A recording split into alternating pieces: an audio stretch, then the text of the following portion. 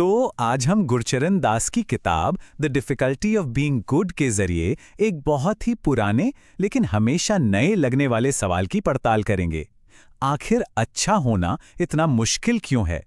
चलिए इसे समझने की कोशिश करते हैं। देखिए, शुरुआत एक कड़वे सच से करते हैं। हम अक्सर देखते हैं बड़े बड़े पद, बड़ी बड़ी कंपनियां, लेकिन कहीं ना कहीं नैतिकता की कमी साफ नजर आती है। और ये कोई आज की बात नहीं है, ये तो सदियों से चली आ रही एक इंसानी कमजोरी लगती है।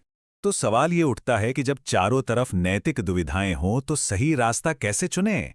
इसका जवाब मिलेगा कहां से? और दिलचस्प बात यह है कि इसका जवाब हमें किसी मैनेजमेंट गुरु से नहीं मिल रहा।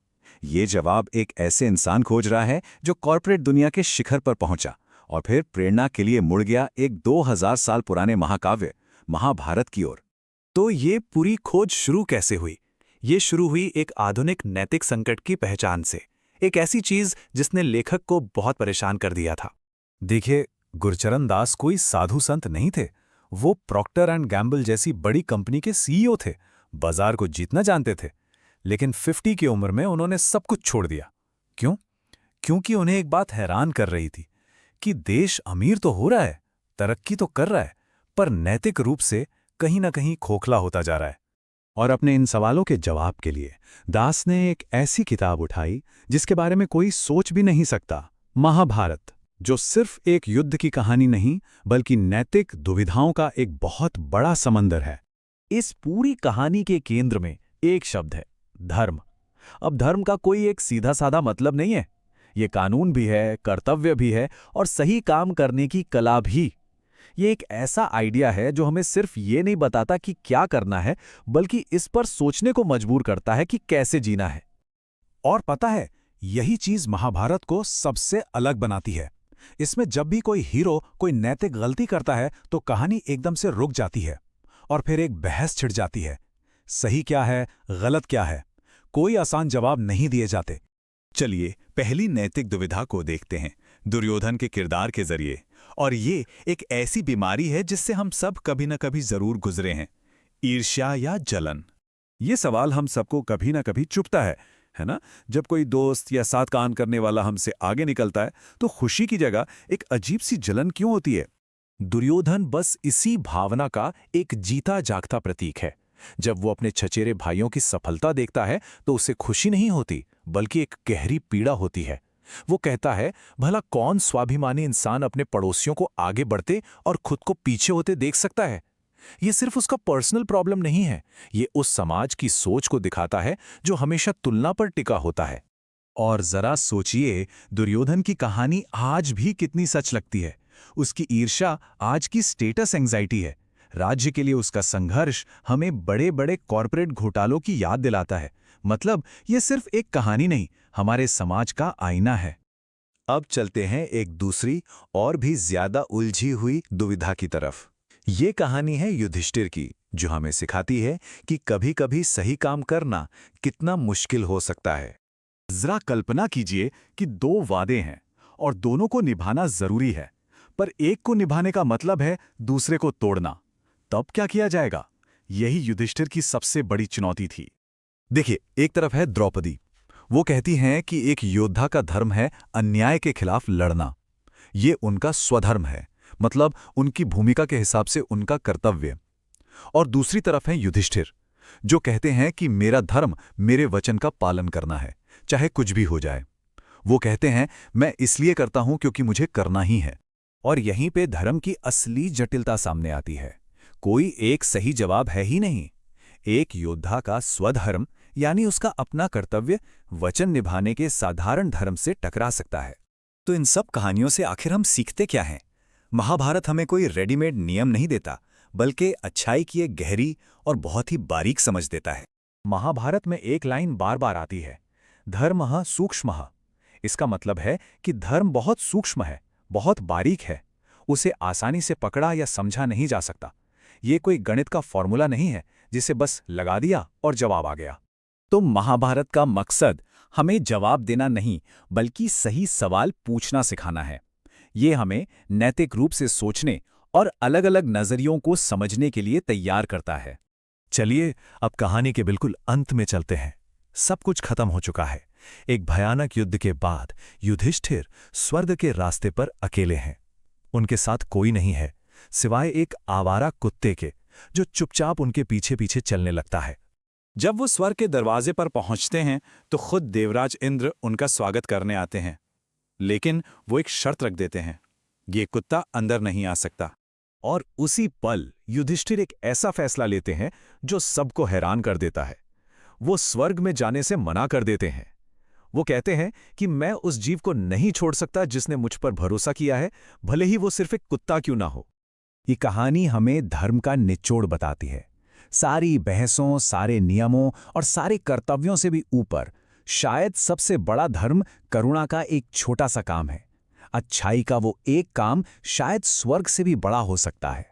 और ये हमें इस आखिरी सवाल के साथ छोड़ जाता है, अगर कभी चुनना पड़े तो अच्छाई के एक काम और स्वर्ग में एक जगह के बीच क्या चुना जाना चाहिए?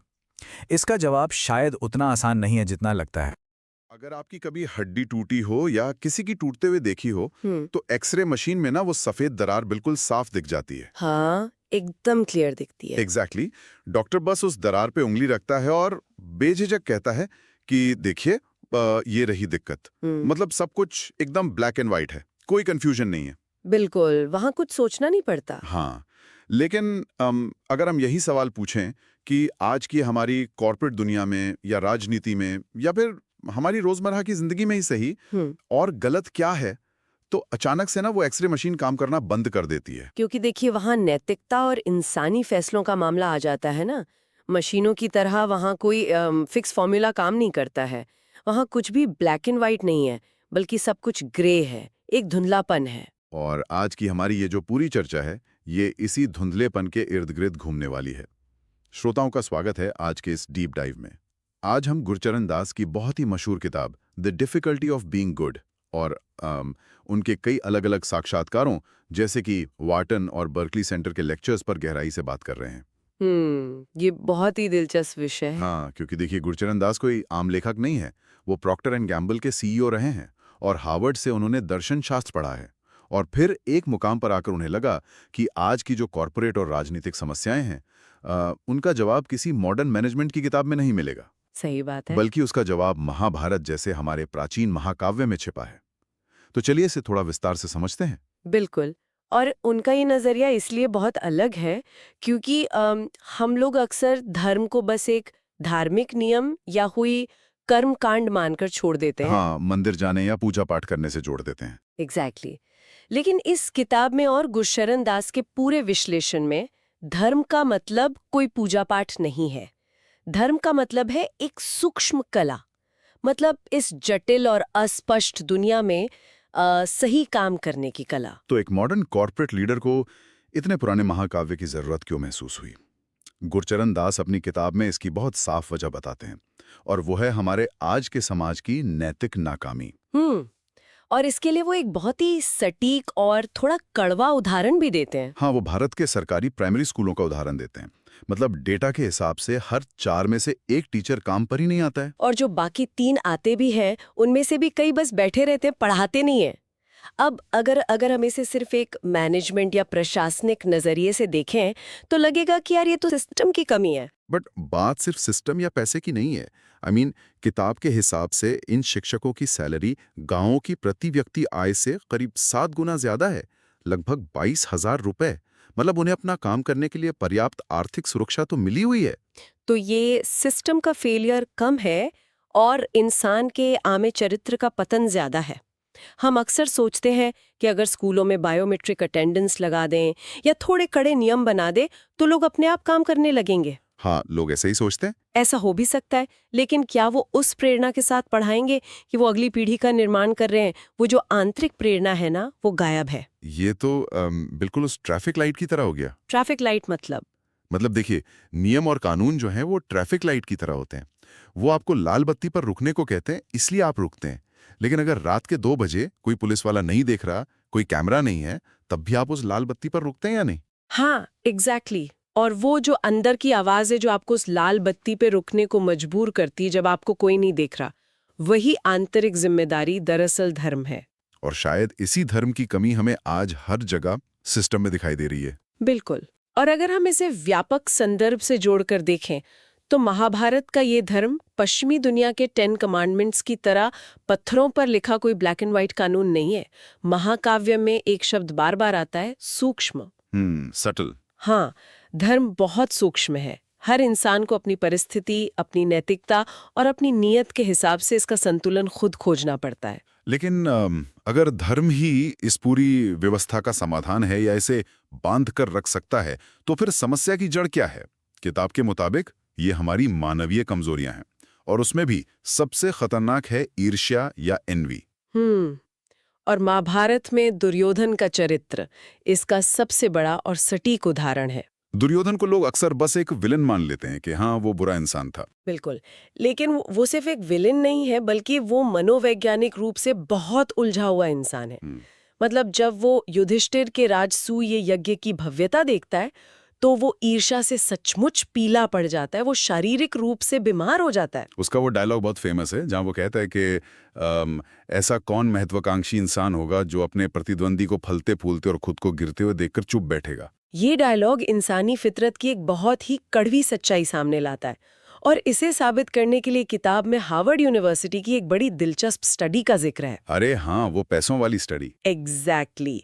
उस स्टडी में छात्रों से पूछा गया कि क्या वो $50,000 कमाना पसंद करेंगे अगर उनके दोस्त $25,000 कमा रहे हो, या फिर वो $1,00,000 कमाना चाहेंगे अगर उनके दोस्त $2,00,000 कमा रहे हो। ये तो बड़ा ट्रिकी सवाल है। मतलब लॉजिकली तो हर कोई $1,00,000 ही चुनना चाहेगा ना। लेकिन नतीजे वाकई हैरान करने वाले थे। ज्यादातर छात्रों ने वो $50,000 वाला विकल्प चुना। अरे बाप रे। मतलब वो अपनी कमाई आधी करना बर्दाश्त कर लेंगे, बस उनके दोस्तों की कमाई उनसे ज्यादा नहीं होनी चाहिए। ये तो लिटरली अपनी ही खुशी को मारना हो गया। हाँ, और यही ईर्ष्या की सबसे विनाशकारी आदत है। ये हमेशा चीजों को नीचे की तरफ खींचती है, दूसरों को गिराने का काम करती है। अंग्रेजी में से लेवलिंग डाउनवर्ड्स कहते हैं। ईर्ष्या कभी आपको खुद बेहतर बनने के लिए प्रेरित नहीं करती, वो बस सामने वाले को बर्बाद करने पर जोर देती है। पर अगर हम आज की कॉर्पोरेट दुनिया की बात करें तो वहां महत्वाकांक्षा या एम्बिशन को तो बहुत अच्छा माना जाता है ना। वहां तो आपको हर हाल में नंबर 1 बनना है। तो फिर एक स्वस्थ प्रतिस्पर्धा और दुर्योधन जैसी इस विनाशकारी ईर्ष्या के बीच की लाइन आखिर कहाँ खींची जाए? तो गुरचरण दास ईर्ष्या को एक खराब मानसिक स्वच्छता कहते हैं, या अ फ्लॉड मेंटल हाइजीन। क्योंकि देखिए, महत्वाकांक्षा आपको कहती है कि मुझे और मेहनत करनी है, लेकिन ईर्ष्या आपको ये सोचने पर मजबूर करती है कि जब तक मैं सामने वाले को नष्ट नहीं कर दूं, मैं खुश नहीं हो सकता। ये बहुत बड़ा फर्क है। बिल्कुल। और दुर्योधन जानता था कि वो सीधे युद्ध में युधिष्ठिर को नहीं हरा सकता, इसलिए इसी ईर्ष्या ने उसे उस धोखे भरे चौसर के खेल की साजिश रचने पर मजबूर किया। और उसी चौसर के खेल का परिणाम था महाभारत का सबसे बड़ा नैतिक संकट। मतलब द्रौपदी का चीरहरण और सत्ता में बैठे लोगों की वो खामोशी। मुझे लगता है कि ये सिर्फ एक पुरानी कहानी नहीं है, ये आज के समाज का एकदम सीधा आईना है। हाँ, क्योंकि जब द्रौपदी का भरी सभा में अपमान होता है तो वो सिर्फ एक बेबस महिला की तरह रोती नहीं है, बल्कि वो पूरे दरबार में सीधे राजाओं के धर्म पर सवाल उठाती है। वो पूछती है ना कि क्या मेरे पति ने पहले खुद को हरा था या मुझे? एग्जैक्टली। वो एक बहुत गहरे तर्कपूर्ण बहस छेड़ रही थी और पितृसत्तात्मक नियमों को चुनौती दे रही थी कि जो इंसान खुद आजाद नहीं है, क्या उसे अपनी पत्नी को दांव पर लगाने का हक है? और सबसे अजीब बात यह है कि उस सभा में भीष्म और द्रोण जैसे इतने सारे ज्ञानी और ताकतवर लोग बैठे थे, लेकिन सबके सब एकदम चुप रहे, किसी ने कुछ नहीं कहा। सिर्फ एक ही शख्स था जिसने इस चुप्पी के खिलाफ आवाज उठाई, और वो थे विदुर। विदुर ने क्या कहा था? विदुर ने वहां बैठे लोगों को चेतावनी दी थी कि जब कोई अपराध होता है तो उसका आधा पाप तो अपराध करने वाले को लगता है, लेकिन बाकी का 1/4 पाप उन्हें लगता है जो मूक दर्शक बने रहते हैं। ओह, यहाँ बात सच में बहुत दिलचस्प हो जाती है, क्योंकि ये चुप्पी ना मुझे आज के कॉर्पोरेट बोर्ड रूम्स या आज की राजनीतिक व्यवस्था की याद दिलाती है। वो कैसे? जरा सोचिए, जब किसी बड़ी कंपनी में कोई भारी घोटाला हो रहा होता है, या कोई मी टू आंदोलन का मामला आता है, या कोई विसल ब्लोअर सामने आके सच्चाई बताता है, तो कितने सारे अनुभवी अधिकारी और सी सूट वाले लोग अपनी नौकरियां, अपना पद बचाने के लिए एकदम चुप रह जाते हैं। बिल्कुल सही कहा। द्रौपदी का वो सवाल असल में सार्वजनिक जीवन में जवाबदेही या अकाउंटेबिलिटी की ही मांग थी। वो ये बता रही थी कि धर्म सिर्फ घर के अंदर की या कोई निजी चीज नहीं है, ये शासक का भी कर्तव्य है। और उन अनुभवी लोगों की उसी चुप्पी के कारण महाभारत का युद्ध अनिवार्य हो गया था। लेकिन उस चुप्पी ने सिर्फ युद्ध की नींव ही नहीं रखी, बल्कि युद्ध के मैदान में और वनवास के दौरान अच्छे लोगों को यानी पांडवों को भी भयानक धर्म संकटों से गुजरने पर मजबूर कर दिया। हाँ, वनवास के दौरान द्रौपदी युधिष्ठिर से बहुत ही स्वाभाविक सवाल पूछती है कि अगर हम अच्छे हैं, हम धर्म के रास्ते पर हैं, तो हमें ये सजा आखिर क्यों मिल रही है? और युधिष्ठिर का जवाब तो उनके पूरे जीवन का जैसे सारी है। वो कहते हैं कि मैं इसलिए कर्म करता हूं क्योंकि मुझे करना है। I act because I must. उनका धर्म किसी फल की इच्छा पर टिका हुआ नहीं है। लेकिन दूसरी ओर कुरुक्षेत्र के मैदान में आकर अर्जुन का संकट एकदम अलग हो जाता है। वो हथियार डाल देते हैं। हाँ, अपनों को सामने देखकर। बिल्कुल। उनका द्वंद्व है एक क्षत्रिय के रूप में युद्ध करने का अपना कर्तव्य और दूसरी तरफ अपने ही परिवार को न मारने की उनकी अंतरात्मा की आवाज। तब कृष्ण उन्हें निष्काम कर्म का रास्ता दिखाते हैं, यानी बिना फल की चिंता किए अपना कर्म करना। ओह, क्या हम एक पल के लिए यहाँ रुक सकते हैं? क्योंकि मुझे एक व्यवहारिक सवाल पूछना है। हाँ, बताइए। आज की जो दुनिया है वो बहुत ही स्वार्थी और प्रैक्टिकल है। कॉर्पोरेट लीडर्स को अपने स्टॉक ऑप्शंस की चिंता होती है, राजनेताओं को अगले चुनाव की फिक्र होती है। तो क्या ऐसी दुनिया में सच में निष्काम कर्म पॉसिबल है? क्या कोई भी राजनेता या व्यापारी बिना अपने फायदे के बारे में सोचे फैसले ले सकता है? इससे एक बहुत ही महत्वपूर्ण सवाल खड़ा होता है और गुरचरण दास इसका बहुत अच्छा जवाब देते हैं। देखिए, महाभारत कोई कोरे आदर्शवाद में नहीं जीता है, वो रियलिटी दिखाता है। आगे चलकर आप देखिए, उसी युधिष्ठिर को द्रोणाचार्य को हराने के लिए एक आधा सच बोलना पड़ता है कि अश्वत्थामा मारा गया, जबकि वो एक हाथी था, द्रोण का बेटा नहीं। एग्जैक्टली। राजनीति विज्ञान में इसे डर्टी हैंड्स या गंदे हाथों की राजनीति कहते हैं, जो ये दिखाती है कि एक शासक को कई बार व्यापक भलाई के लिए अपने निजी आदर्शों से समझौता करना पड़ता है। हमेशा सब कुछ एकदम साफ सुथरा नहीं हो सकता। मतलब कभी-कभी बड़े मकसद के लिए आपको अपने हाथ गंदे करने ही पड़ते हैं। हाँ, बिल्कुल। अब जब हम इस महाकाव्य में समाज के नियमों और पहचान के संघर्ष की बात कर ही रहे हैं, तो एक पात्र ऐसा है जो जन्म और योग्यता के बीच बुरी तरह से पिसकर रह जाता है, और वो है कर्ण। कर्ण का चरित्र सच में बहुत जटिल है। वो एक असाधारण योद्धा था, लेकिन एक सूत या सारथी के घर पलने के कारण वो जीवन भर सिर्फ सामाजिक स्वीकृति के लिए तरसता रहा, जिसे हम आज के मनोविज्ञान में स्टेटस एंजाइटी कहते हैं। द्रौपदी स्वयंवर का वो हिस्सा मुझे हमेशा याद आता है, जहां द्रौपदी सरेआम कर्ण को ये कहकर ठुकरा देती है कि मैं एक सूत पुत्र को नहीं चुनूंगी। मतलब योग्यता में वो अर्जुन से बिल्कुल कम नहीं था। हाँ, लेकिन सिर्फ उसके बैकग्राउंड के कारण उसे अपमानित किया गया। और दिलचस्प मोड़ तो तब आता है जब युद्ध से ठीक पहले कृष्ण कर्ण के पास जाते हैं और उसे एक बहुत बड़ा लालच देते हैं। वो उसे बताते हैं कि तुम ही सबसे बड़े पांडव हो, और अगर तुम पांडवों की तरफ आ जाओ तो तुम्हें राजा बना दिया जाएगा और द्रौपदी तुम्हारी पत्नी होगी। कर्ण के लिए ये एक ऐसा पल था जहां उसकी जिंदगी भर की स्टेटस एंजाइटी दूर हो सकती थी, उसे राजशाही मिल सकती थी। लेकिन वो वफादारी और अपने पालन पोषण करने वाले उन माता पिता को चुनता है जिन्हें समाज नीचा मानता था। वो राजशाही को ठुकरा देता है। क्रम या सोशल हायरार्की पर एक बहुत बड़ा तमाचा है।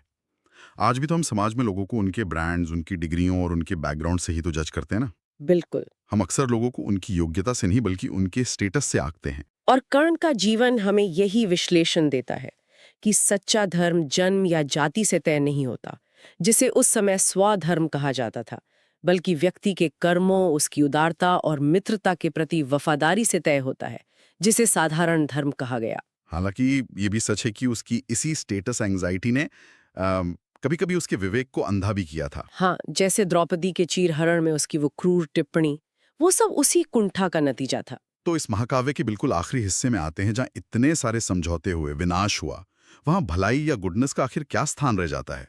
क्या एक इस तरह की टूटी हुई दुनिया में अच्छा बना रहा जा सकता है? अपराध बोध या रिमोर्स से भरे हुए हैं। उन्हें ये जीत भी एक हार जैसी ही लगती है। और अंत में स्वर्ग की यात्रा के दौरान जो होता है वो तो और भी कमाल है। हाँ, जब वो अपने भाइयों के साथ हिमालय चढ़ रहे होते हैं और अंत में देवराज इंद्र उन्हें स्वर्ग ले जाने आते हैं। तब उनके साथ सिर्फ एक आवारा कुत्ता बचता है, राइट? एग्जैक्टली और जब इंद्र उस कुत्ते को स्वर्ग में जाने से रोकते हैं तो युधिष्ठिर कहते हैं कि मैं इसके बिना स्वर्ग नहीं जाऊंगा। वो कुत्ता वास्तव में साक्षात धर्म था जो उनकी आखिरी परीक्षा ले रहा था। और यक्ष प्रश्न में भी तो युधिष्ठिर ने यही कहा था ना कि आनड़ी शंस्य यानी करुणा या कंपैशन ही दुनिया का सबसे बड़ा धर्म है। बिल्कुल, दुनिया विषम है, अनइवन है। यहाँ अच्छे कर्मों का हमेशा अच्छा या तुरंत इनाम नहीं मिलता। कौरव सारी उम्र महलों में रहे और पांडव वन में भटकते रहे। बात तो सही है। लेकिन इंसान की करुणा और उसके नैतिक विकल्प ही उसे इस अंधेरे में भी सितारों की तरफ देखने की ताकत देते हैं। यही इस महाकाव्य का संदेश है। तो अगर हम इस पूरी चर्चा को समेटें तो ये विस्तृत अध्ययन हमें सिखाता है कि धर्म कोई अस्थिर नियामना फॉर्मूला नहीं है। नहीं, बिल्कुल नहीं। चाहे हम किसी बिजनेस मीटिंग में बैठे हों, स्कूल में हों या अपनी निजी जिंदगी के फैसले ले रहे हों, ये सही सवाल पूछने और परिणामों के प्रति सजग रहने की एक निरंतर प्रक्रिया है। एकदम सही कहा आपने। तो इस चर्चा को खत्म करने से पहले मैं श्रोताओं के लिए एक बड़ा ही विचारोत्तेजक प्रश्न छोड़ना चाहता हूँ। गुरचरण दास हमें याद दिलाते हैं कि महाभारत काम यानी हमारी इच्छाओं और अर्थ यानी भौतिक सुखों को जीवन के वैध लक्ष्यों के रूप में स्वीकार करता है। हाँ, बशर्ते वे धर्म द्वारा संतुलित हों। एग्जैक्टली। तो सोचने वाली बात यह है कि आज के इस तकनीकी और आर्टिफिशियल इंटेलिजेंस के युग में जहां ऐसा लग रहा है कि मशीनें हमारी लगभग सभी भौतिक जरूरतें पूरी कर देंगी और जीवन एकदम आरामदायक हो जाएगा, तो क्या हमारी सबसे बड़ी चुनौती सिर्फ ये नहीं रह जाएगी कि हम इंसानों के बीच उस करुणा के धर्म को कैसे बचाए रखें? मतलब जब हमें जीवित रहने के लिए या सर्वाइव करने के लिए एक दूसरे की जरूरत ही नहीं होगी, तब क्या हम अपनी इंसानियत और सही काम करने की इस कला को जिंदा रख पाएंगे? ये एक ऐसा सवाल है जिस पर हमें सच में सोचना चाहिए। इस पूरी चर्चा में हमारे साथ जुड़े रहने के लिए श्रोताओं का बहुत बहुत धन्यवाद।